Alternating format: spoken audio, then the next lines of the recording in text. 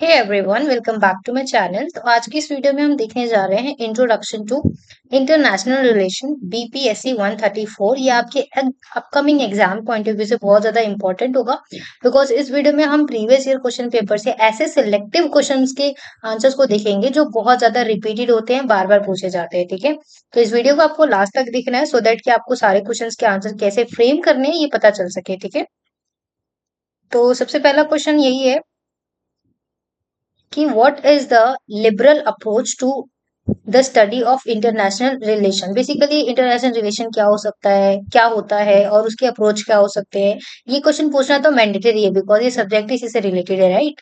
सो ये भी previous year question paper आप जब देखेंगे तो इसमें आपको कहीं ना कहीं ये क्वेश्चन जो है जरूर देखने को मिलेगा। ठीक है, तो अगेन हमें यहाँ पे बताना है कि क्या अप्रोच हो सकते हैं स्टडी करने के इंटरनेशनल रिलेशनशिप को। ठीक है, इसके बहुत सारे अप्रोच हो सकते हैं, जैसे कि हमारा हो सकता है डेमोक्रेटिक पीस थ्योरी। ठीक है, इकोनॉमिक इंटरडिपेंडेंस, इंटरनेशनल इंस्टीट्यूट। तो बेसिकली जो लिबरल अप्रोच है to the study of international relationship, ये एम्फेसाइज करता है कॉपरेशन को, इंटरनेशनल इंस्टीट्यूशंस को, जो रोल करते हैं नॉन स्टेट जितने भी एक्टर्स होते हैं ना उनको प्रमोट करने के लिए ग्लोबली पीस और स्टेबिलिटी आ सके उसके लिए। जैसे कि रियलिज्म में क्या होता है, जो फोकस करता है पावर पॉलिटिक्स को, कॉन्फ्लिक्ट को। लिबरलिज्म बिलीव करता है कि जिसमें इंटरनेशनल जो सिस्टम है ना वो ऑर्डरली और कोऑपरेटिवली वर्क करे। ठीक है, ना कि कॉन्फ्लिक्ट को फोकस करते हुए कोऑपरेटिव तरीके से वर्क करे।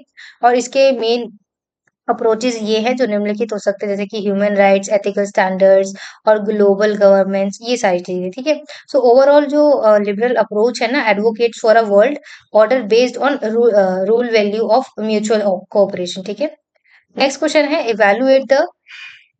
Evaluate the salience features of the system approach of Kenneth Waltz. तो इनके अकॉर्डिंग जितने भी साइलेंट फीचर्स है ना हमारे अप्रोचेस के, उसको बताना है। तो इनके अकॉर्डिंग अगर आप देखेंगे तो इसके इसके लिए एनार्किक स्ट्रक्चर हो सकता है। ठीक है, state behaviour, distribution of capacity, polarity, relative change. ठीक है, इस इन सभी को आप डिस्क्राइब कर सकते हैं एक एक दो दो लाइन लिख के। ठीक है, इनके अकॉर्डिंग अप्रोच बात करें तो जो शिफ्ट है वो फोकस करता है किसी भी इंडिविजुअल के स्टेट के बिहेवियर को। ठीक है, जो over reaching international system structure emphasise how this structure is customise and constraint flow influences. ठीक है, तो बेसिकली ये जो केंथ का जो वॉल्स का सिस्टम अप्रोच है वो पर्टिकुलरली उनके वर्क में दिखता है, जो कि है थियोरी ऑफ इंटरनेशनल पॉलिटिक्स, जो कि 1979 में लिखा गया था। ठीक है, तो कुछ इस तरीके से आपको इस क्वेश्चन का आंसर लिखना है। नेक्स्ट क्वेश्चन में आते हैं, discuss the Marxist approach to the study of international relationship. Again ये बहुत ज्यादा इंपॉर्टेंट है, इसमें आपसे पूछा गया है कि मार्क्स का क्या अप्रोच है जिसमें आपको इंटरनेशनल रिलेशनशिप को स्टडी करना होता है। इसमें बहुत सारे स्टडी हो सकते हैं, जैसे कि इंटरनेशनल रिलेशनशिप मार्क्सिस्ट का जो अप्रोच है ना इंटरनेशनल रिलेशनशिप में, वो रूट करता है डिफरेंट डिफरेंट थ्योरी में। जैसे कि कीप रिसर्च की बात करें तो उसमें होता है हमारा इकोनॉमिक डिटर्मिनेशन। इसमें इकोनॉमिक फैक्टर्स को प्राइमरली डाइवर्स करके यहाँ पे रिलेशंस को समझा जा सकता है।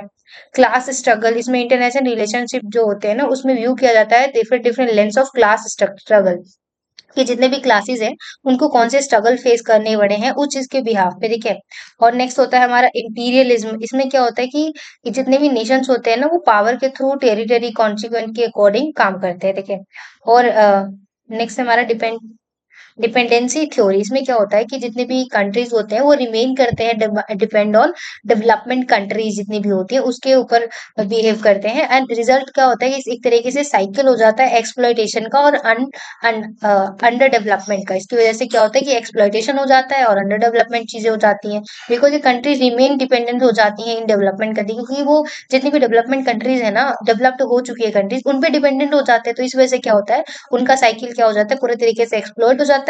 और डिपेंडेंसी थ्योरी यहाँ पे ये चीज बताती है। ठीक है, तो ये सभी चीज बता सकते हैं आप यहाँ पे। Critic of international institutions. तो कुछ इस तरीके से आपको इसका आंसर लिखना है। ये देखिए कि मार्क्सिस्ट का क्या अप्रोच है, ये चीज। ठीक है, नेक्स्ट है आपको शॉर्ट नोट लिखना है जिसमें आपको बताना है हेलनिस्की एक्रोट्स और बर्लिन वॉल के बारे में आपको बताना है। तो आप हेलसिंकी के बारे में बता सकते हैं कि कैसे उनका साइन हुआ था 1975 में। एक बहुत ही डिप्लोमेटिक एग्रीमेंट एग्रीमेंट था जिसमें एम था कि प्रोवाइड इम्प्रूव करेंगे जितने भी रिलेशनशिप्स हैं बिटवीन द जितनी भी कम्युनिटीज हैं, ब्लॉक्स हैं, वेस्ट है। ड्यूरिंग कोल्ड वॉर के टाइम पे जो चीजें थी उसकी चीजों का रिलेशन को इम्प्रूव करना है इस चीज के ऊपर, ह्यूमन राइट्स के ऊपर, ठीक है। Security in Europe, human rights, economic shift, scientific follow up mechanism, इन सभी को हेलसिंकी ने वर्क किया था इस चीज पे। नेक्स्ट बर्लिन वॉल के बारे में आप बता सकते हैं कि कैसे यहाँ पे डिवाइड हुआ था ईस्ट और वेस्ट जितने भी बर्लिन था फ्रॉम 1961 टू 1989 के बीच में, ठीक है। एडिकेट बाय द जर्मन जितनी भी डेमोक्रेटिक रिपब्लिक थी उसके थ्रू, ठीक है। इसमें क्या था, इनके की पॉइंट्स की बात करें तो कंस्ट्रक्शन हुआ था, पर्पस बेसिकली कंस्ट्रक्शन पर्पस था इसका। स्ट्रक्चर था, इम्पैक्ट ऑफ बर्लियन बर्लिनर्स, ठीक है। सिंबोलिज्म का, फॉल ऑफ द वॉल, आपको पता होगा स्टोरी अगर आपने पढ़ी होगी तो कैसे जो वॉल है वो फॉल कर जाता है, गिर जाता है, उस चीज पे भी यहाँ पे पे बेस्ड है ये। ठीक है, नेक्स्ट है हमारा अगर आपको लिखना है तो आप वीडियो पॉज करके इस तरीके से देख सकते हैं। ये देखिए इस तरीके से आप इसके बारे में बता सकते हैं, जो बर्लिन का जो बॉल था उसके की पॉइंट्स के बारे में बता सकते हैं कि वो क्या कंस्ट्रक्शन पर्पस था, स्ट्रक्चर, ये सारी चीजें। नेक्स्ट है हमारा question, critically evaluate the role of nation state in the era of globalisation. Nation state का ग्लोबलाइजेशन में क्या है रोल है उसके बारे में बताना है। So, in the era of globalization, the role of the nation state has been both challenged and transformed. Challenge भी हुआ था और ट्रांसफॉर्म भी हुआ था, क्योंकि ग्लोबलाइजेशन के थ्रू क्या हो रहा था, जितनी भी कैरेक्टराइज थी थे वो चीजें इंक्रीज हुई थी इंटरकनेक्टेडनेस में और इंटरडिपेंडेंस में, ठीक है। सोवेरेनिटी, ठीक है, इकोनॉमिक पॉलिसीज, सिक्योरिटी, इन चीजों के ऊपर बिहाफ पे, ठीक है। Cultural identity, political power. In conclusion अगर हम बात करें तो जो ग्लोबलाइजेशन है उसमें deletes some aspects of stage oversight, nations stage continue to play a crucial role in shaping global, जो ग्लोबल पॉलिसीज है उसको शेप करने में इनका बहुत रोल प्ले रहा है। नेक्स्ट क्वेश्चन आप बता सकते हैं कि कैसे जो रीजनल इकोनॉमिक है उसका ऑर्गेनाइजेशन किस तरीके से हुआ है, यहाँ पे सारी चीजों को डिफाइन करके, ट्रेड प्रमोशन के बारे में बता के, economic stability, investment attraction, political cooperation, infrastructure development, इन पॉइंट्स को ध्यान में रखते हुए आप इस क्वेश्चन के आंसर को फ्रेम कर सकते हैं। नेक्स्ट है critically analyse the concept of collective security. इसमें बता सकते हैं आप कि कैसे जो स्टेजेस होते हैं एग्री करते हैं respond jointly to threat against the members, ठीक है। और वाइल जितने भी एडिशनली जो इफेक्टिवनेस है ऑफ कलेक्टिव सिक्योरिटी है, इस चीज के ऊपर यूएन जो है यहाँ पे काम करता है। तो देखिए इन वीडियोज में ना बेसिकली क्वेश्चन के आंसर्स पे फोकस कर रहे हैं, इन डेप्थ हम चीजों को नहीं समझ रहे हैं। ये इस पॉइंट ऑफ व्यू से बनाया गया कि आप लोगों ने चीजें पढ़ ली होंगी तो आपको क्वेश्चन के आंसर कैसे फ्रेम करने हैं वो चीज पता चल सके, ठीक है। सो discuss the focus of argument of new realism के ऊपर। तो आर्ग्यूमेंट्स की बात करें तो जैसे अनार्की हो गया, state behaviour, polarity, relative joints, ये सभी चीजें इनमें जो है शिफ्ट हुई थी। Evaluate the different forms of regionalism in international relationship के उसमें भी आप डिस्क्राइब कर सकते हैं कि कैसे जो इकोनॉमिक रियलिज्म है उसमें क्या इफेक्ट पड़ता है, पॉलिटिकल में, सिक्योरिटी रीजन में, कल्चर रीजनलिज्म में, इसके ऊपर आप बता सकते हैं कि each from aims to enhance cooperative and integrated leverage regional strengths to address global challenges, promote development, ठीक है, जिससे कि ये सारी चीजों को फोकस करते हुए डेवलपमेंट को प्रमोट किया जा सके, ठीक है।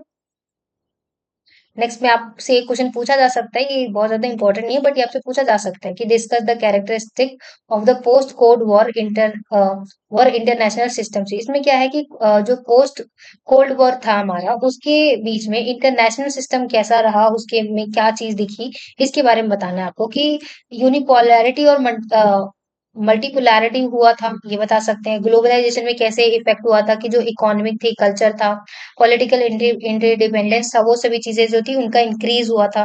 रीजनल इंटरेक्शन हुआ था, जितने भी रीजनल ऑर्गेनाइजेशंस थे उसमें लाइक हो गया ईयू हो गया, हमारा आसियान हो गया, इसमें क्या होता हमें सिर्फ ग्रोथ देखने को मिला था, ठीक है।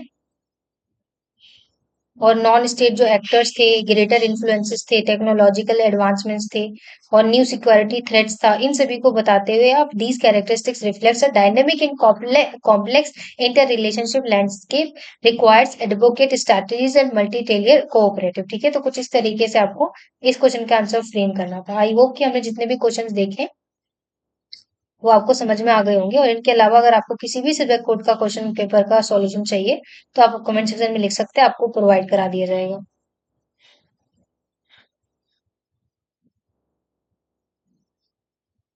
ठीक है, सो थैंक्स फॉर वॉचिंग। इसके अलावा अगर आपको कुछ और चाहिए तो आप कमेंट सेक्शन में लिख सकते हैं, आपको जल्दी से जल्दी उसका वीडियो भी प्रोवाइड करा दिया जाएगा। और आप सब्जेक्ट कोड जरूर लिखा करें, जिससे हमें हेल्प होती है सब्जेक्ट को आइडेंटिफाई करने में, बिकॉज आपको पता है कि इग्नू में जो है सब्जेक्ट बहुत सारे होते हैं। ठीक है, सो थैंक्स फॉर वॉचिंग।